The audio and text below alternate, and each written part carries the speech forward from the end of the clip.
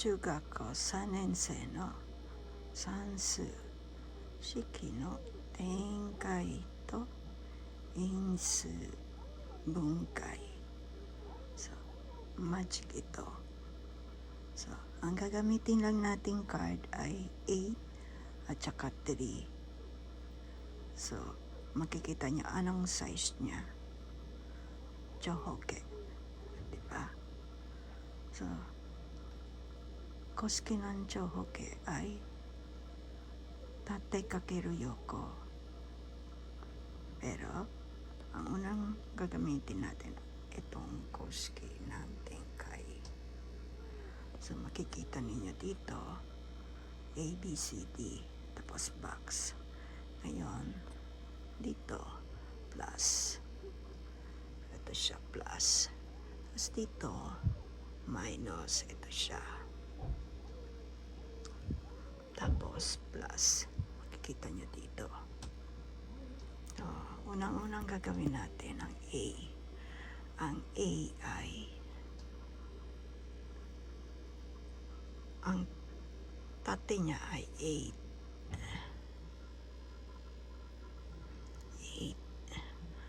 8. Ito, makikita nyo 10, 10, 10, 10, 10 lang siya. So, nag-expand siya. Ibig sabihin, plus 3. Plus 3. Nag-expand lang siya, kaya plus 3. So, equal 8 plus 3 is 11. Then, letter B naman. Letter B, ito naman ang gagamitin natin. Makikita dito sa graph. Ang buo niyang size ay 8. Ito makikita nyo, 10, 10, 10 din siya. Ibig sabihin, minus 3. 8. Ayan, nandito ko siya. Kasulat ng 8 minus 3. So, dito natin lalagay ang 8 minus 3 equal 5. So, letter C. Letter C. Ito. Letter C na ito tayo. So, yung letter C, makikita mo nyo, may square root. Kung aanuhin ito, ay nandito siya, no? Ito.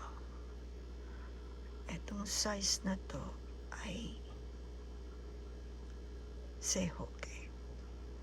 Ang size ng sehoke nito, ito siya, 3. Ang yoko niya ay 3 din. So, 3, 3. Dalawang 3.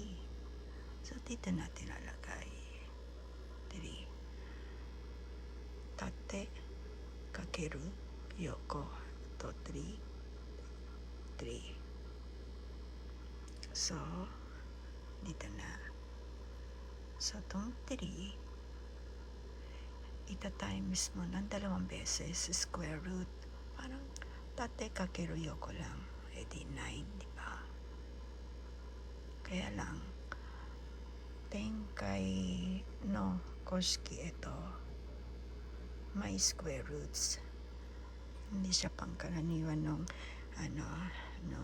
grade 6. Square root na ang ginagamit ngayon sa mathematics. Tumataas na ang level. 3rd year high school na kasi ito. So, letter D, makikita ninyo dito, time is plus. So, pagsasama-samahin na natin yung answer. Ito, umpisa sa istaas, 11, time is 5, plus 9. So, 11 times 5 is 9. 11 times 5 plus 9 is 64. 64. So, makikita naman dito may square root. So, ang sabi 8 lang gagamitin natin.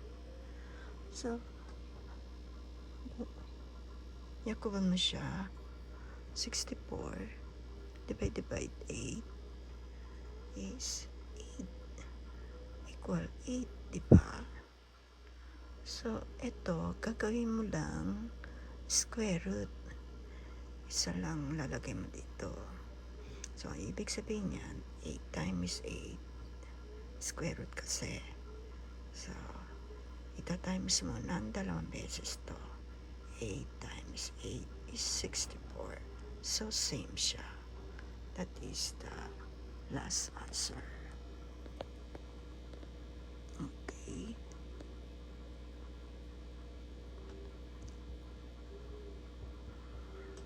Jugako 3年生の展開数と因数分解。